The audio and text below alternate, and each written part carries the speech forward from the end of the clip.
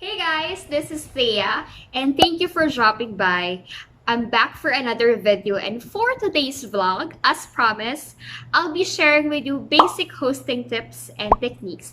And if you find this helpful, just keep on watching. But before that, don't forget to subscribe, tap the notification bell so that you will be notified on my next video, same as like this, that you might find helpful and encouraging. So if you're ready, let's start!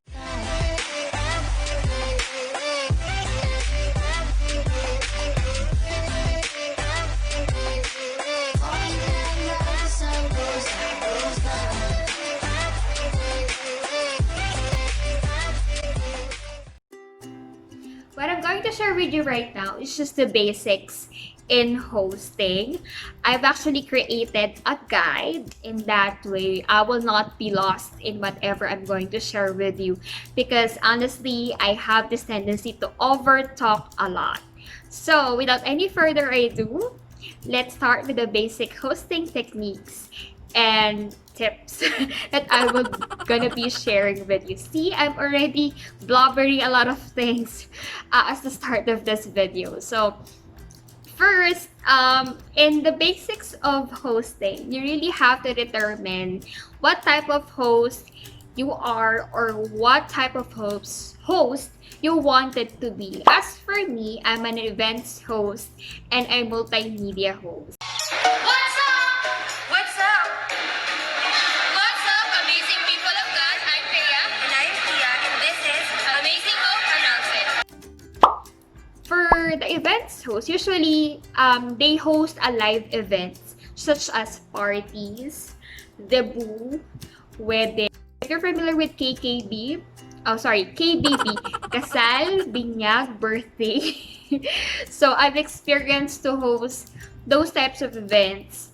And then another example of live events are community programs, Christmas parties, corporate shows, or any kind of live events where there is engagement with numbers of people and audience. While for multimedia, usually the example of this are the talk shows, podcast, the content production. These are all subject for editing. So the Facebook Live is considered as multimedia hosting. So those are the things, or those are the difference between live events hosts or live events and multimedia events. So if you're gonna be hosting one of those, you really have to determine which is which. If it's gonna be live events or multimedia event. So as a host, what are the things that you need to prepare? So first, as a host, you need to think, what are the things that you need to prepare? You need to be ready before the DJ or the big day, as we call it, or the event itself. So as a host, what are the things that you need to prepare? So because you really have to be ready. So first, you have to prepare, and you should have an idea about the program flow.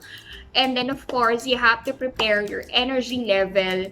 Of course, you have to make sure that your audience will be participating. So let's take a look at first the live events hosting. So I'll be sharing first to you tips and techniques on how to run or how to be a host in live event. You have to know the program flow. You have to prepare a very much volume of energy level, and of course participation.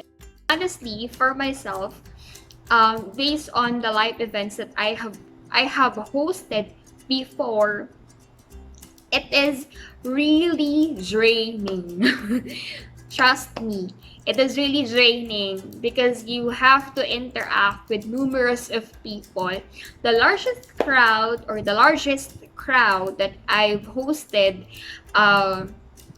is a conference. It's around 400 to 500 conference event. I mean, 400 to 500 audience conference event. So it's really huge, but you have to make a connection with these numbers of people. So it's really draining. So how to prepare? Let's say you'll be an events host or tasked to become an events host. So first, what you need to prepare first before, so let's discuss first what are the things that you have to prepare before the event, before the stints, or before the D-Day or the big day. Number one is first, and the most important thing you have to prepare is know your audience. So, kailangan mong alamin, sino ba mga audience? Sino bang a-attend? Sino ba mga bisita? Kung example, kasal, sino ba mga bisita nito? Ano bang klaseng mga tao to? May mga VIP ba? You have to ask yourself, how would you relate to them? Who is your audience? Where do they from? What do they do? You have to carefully profile all your audience. At least have an idea so that you know how to approach them, so that you will be able to connect with them. So you have to take note this important demographics. So number one is the age range. Ano bang mga edad yung a-attend sa event na i-host ko? Of course, their educational background, or sometimes not really educational background, minsan hindi na rin siya relevant, but more of what is their field of careers. Ano ba to? Doktor ba itong mga to? Mga young professional ba itong mga to? Youth ba to? Or ano ba to? Estudyante ba to? College, high school, senior high, mga ganyan. So you have to determine their background and their field of career so that you will know how to connect with them. Mamaya, may nasabi kang punchline na hindi naman pala related sa profession nila. So parang, ano yon, dead air na kagad yun. Crew. Hindi sila responsive. Yung pala, ibang field of career pala yung tinutukoy mo for that specific event, hindi pala para dun yun. So, imbis na makakonect ka pa, nagkaroon ng dead air. So, you really have to carefully research and you have to take note of this demographic. So, number one, again, it's age range, educational background or career profession, cultural or spiritual background. This is really critical, especially if you're handling or you are hosting a conference, or you are hosting a wedding. Honestly, may mga ginagawa sa Catholic reception wedding na hindi ginagawa sa Christian wedding. Especially ito pa, may mga ginagawa I experience hosting a Muslim wedding. So you have to be open-minded with those things. So you have to be careful with the cultural, spiritual background as well. Also, you have to take note if the joke or punchlines you're going to throw is appropriate to the event. First, of course, the punchline that you're going to use to connect with the audience are appropriate to the event, to the audience, and not offending on their end. So you really have to be careful. Personally, what I do sometimes to prepare with these things for me to effectively connect to my audience is, bukod sa demographics, I watch viral videos. Okay, before the wedding or before that event, what are the viral videos? Of course, if relevant lang naman, no? Kung maipapasok mo siya, sometimes it's really timing. But it's just okay to be prepared, no? So, one, I watch viral videos. Ano yung nag-viral na video within the week before that event? And next is, I check current events. Balita, social issues, kung relevant, ganun. And sometimes, I use references related to the event. Like, kunwari, book launch. When I attended a book launch before, I actually researched for this author. Kasi, hindi ko talaga siya kilala. Personally, inamin ko naman sa kanya. But I made a research about her. And I tried to read at least one of her novel before the event. So, kahit hindi ko siya natapos, at least nabasa ko man lang isa sa mga libro niya na ilo-launch siya on that day. So, para at least alam mo yun, prepared ka, hindi ka naman clueless dun sa event na ikaw mismo yung mag-host. And there are some who are using their sense of humor. Medyo mahina ako dito sa department na to, guys. Hindi kasi ko, medyo mababa ang sense of humor ko. So, it's the least of my options. Ganon. Saka, syempre, medyo careful ako, especially pag wedding, ganyan. I need to be careful with the jokes that I'm trying to really throw to the audience, ganyan. And as much as possible, I don't really do jokes that put someone on a difficult situation or parang yung nakakahiyang sitwasyon. So please, it's a no. As much as possible, let's not go in there just to put humor on our hosting punchlines or on our hosting stint on that day. Please don't do that. Na yung trying to put someone on a spotlight na nahihiya na sila, nako-conscious sila. Please don't. As much as possible, as a host, you want to let everyone feel that even though you guys are enjoying, that's still a safe place for them to be happy, to be who they are, ganun na. Hindi sila mako-conscious. Yan. And then, so, recap tayo. Know your audience is really important. Research about the event. This is really important as well. You can ask the organizers beforehand about the event.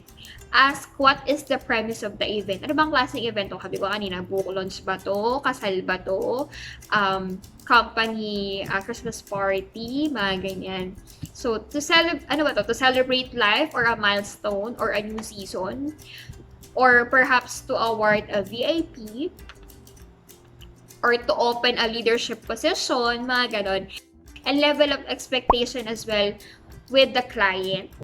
What type of program flow they want you to deliver. Kasi dapat alam mo kaagad beforehand what are the expectations of your client. And honestly, there are some unrealistic expectation. And as a host, kailangan mong iset yun with them. That you have to make sure that you will set their expectation. Example, importante talaga to, meeting before the event. And as much as possible, kapag kasal to, you have to meet with the couple. Kailangan you meet with them para at least alam mo directly from them kung anong klaseng program ba yung gusto nilang mangyari.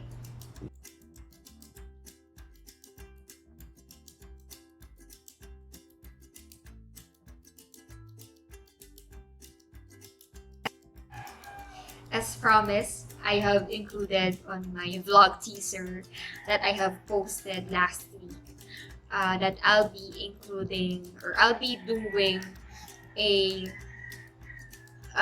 passenger announcement voiceover as a bonus part of this video or of this vlog. So I'll be doing the classic Philippine Airlines passenger announcement voiceover that they have. I guess everyone are familiar with this sa mga frequent flyer ni Philippine Airlines. So here it is. Mabuhay and welcome to Philippine Airlines. We care about your safety. Please store your luggage on the overhead bins or under the seats in front of you. This is a non-smoking flight. Smoking, including use of electronic cigarette, is not allowed.